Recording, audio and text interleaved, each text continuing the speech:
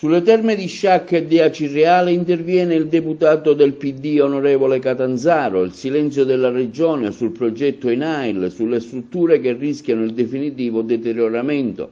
Cogliendo gli inviti di comitati, associazioni e prendendo atto della cappa di silenzio con cui Musumeci continua ad avvolgere le problematiche delle terme di Sciacca e di Acireale, il deputato regionale del Partito Democratico, onorevole Michele Catanzaro, ha presentato un'interrogazione con risposta urgente al Presidente della Regione, all'assessore per l'economia e all'assessore per il turismo, lo sport e lo spettacolo, riferendosi alla manifestata volontà del Governo di perseguire il processo di privatizzazione con il cosiddetto progetto INAIL. Nella circostanziata interpellanza, l'onorevole Catanzaro chiede di sapere se ci sono notizie in merito a tale percorso e quali altre iniziative il governo regionale stia portando avanti. È trascorsa infatti ampiamente la scadenza prefissata al 30 settembre per i quesiti posti dall'INAIL per poter valutare la possibilità di finanziare direttamente con un proprio investimento l'acquisto dell'intero patrimonio immobiliare dei complessi termali di Sciacca e Acireale.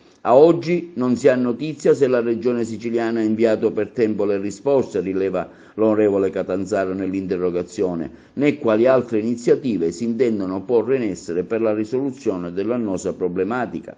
Sostenendo le legittime preoccupazioni del mondo delle associazioni che da anni chiedono la riapertura delle terme, l'onorevole Catanzaro ricorda come sulla vicenda rimangono disattese le interrogazioni, le interpellanze e la corrispondenza inviata dal 2017 a oggi.